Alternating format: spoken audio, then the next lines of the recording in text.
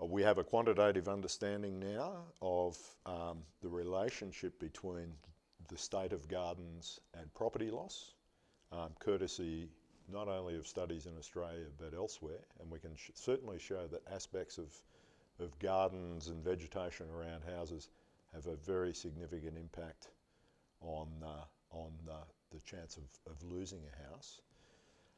Whereas we have less definitive information about the relationship between probability of loss in major fires and the building standards at this stage of the game.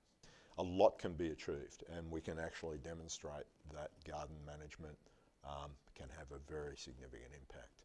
In particular, one of the things that's emerging from international studies is the situation regarding trees overhanging a roof of a house.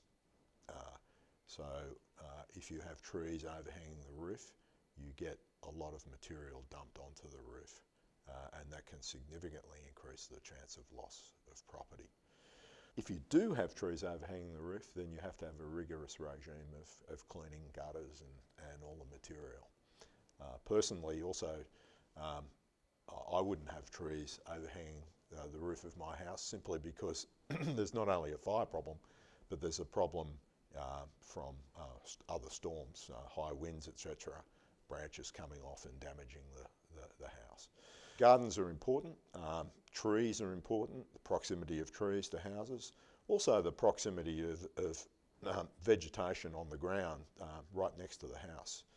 It's been shown again that even a very modest garden with mulch, etc., if it's directly abutting the house, that can cause problems.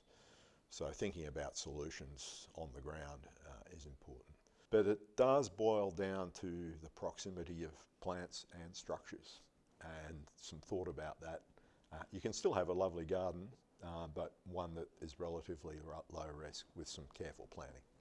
You know, I don't know whether you've ever seen snow fences. Like, you have a fence in an alpine environment, and snow builds up on the lee side of the fence. Trees the embers are like snow.